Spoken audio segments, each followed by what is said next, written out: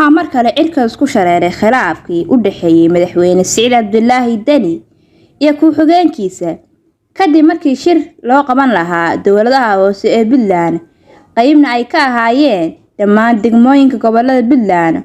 uuna shir gudoominayay madaxweyne ku-xigeenka maamulkaas Axmed Cilmi Karaash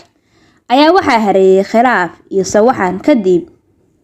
markii wasiirka arrimaha gudaha ninka lagu magacaabo Dhammaanad iyo Karaash ay isku maadhaafeen cidii shirka gudoominaysay shirkaas wasiir Dhammaanad oo ka mid ah wasiiradii madaxweyne ku-xigeenka xilka qaaday ayaa markii dambe ka istaagay shirka iyadoo ay wada raaceen intii badneed gudoomiyaashii shirka fadhiyay halkaas ayuu ku baaqday shirkii Karaash gudoominayay laguna qabanayay hotel la yiraahdo Cadoon wax yar kadib waxa shirkii horkacay Dhammaanad lagu qabtay isla hotel kale oo magaalada Garowe ku yaal shirka oo buuqay qeylada ka dhex furay wasiirka arrimaha gudaha ee Puntland ayaa waxa xaq u lahaa inuu shirkaasi gudoomiyo Axmed Cilmi Karaash Siciid Dani wuxuu isha ka fiirsanayaa dhacdooyinka foosha xun ee wasiir isaga aad ugu dhow uu ku dhaqmayo sidaan hore u soo xusnay Dhammaanad iyo dhowr wasiir oo kale caana ku ah amar ku taagleen iyo awood-isbidid ayaa waxa wareegto ka soo baxday Karaash xilligii Dani Muqdisho ku sugnaa loo qaaday xilka hase yeeshee wareegtadaas xilka qaadista ah ma shaqeen sida muuqata oo dhammaan wasiirada xilka laga qaaday ayna ka mid ahaayeen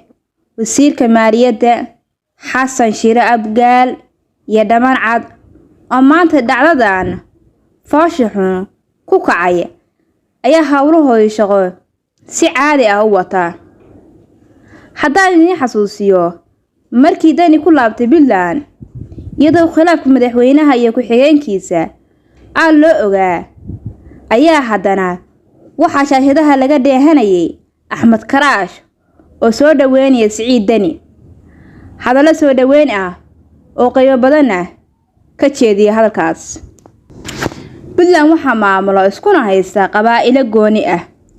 waxa dhowr jeer oo hore dhacay khilaaf sababay in Dani iyo ku-xigeenkiisu salaanta ku kala qaadi waayeen mar walba waxa la muujinayay in la heshiisiyo hase yeeshee mid sii shaqeysay ma noqon heshiiskaas Siciid Dani wuxuu ku hungoobay doorashadii Muqdisho ka dhacday ee madaxtinimada dalka wuxuu sidoo kale niyad jab ka qaaday xilkii ra'iisul wasaare oo uu guul dareenayay Puntland waxa uu yaala eedo dadka maamulkaasi tabanayaan oo waaweyn xilkiisa madaxtinimo ee Puntland waxa ugu harsan hal sano waxaan gaarayn Siciid Dani iyo Axmed Karaash hal sano oo heshiis ah ma wada shaqeen waxa Puntland ka suulay shilinkii Soomaaliga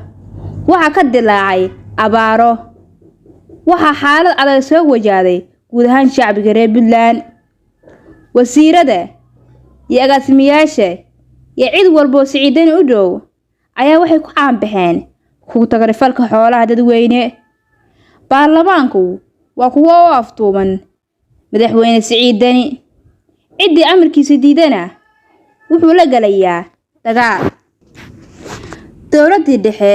ee tan cusub ka horeysay oo hogaaminayay Farmaajo wuxuu kula dhameystay dagaal iyo in maalin walba miiska wada hadalka la isku keeno waxa xaalufin ku dhamaaday kheyraadkii deegaanada Puntland waxaana suuqa madalow kala iibsadaa gargaar walba oo loogu talagalay dadka danyarta ee hay'aduhu keenaan Siciid Dani muxuu ku soo kordhiyay Puntland ma dib u dhac mise horumar qaybta commentiga nagula wadaag daawaday mahadsan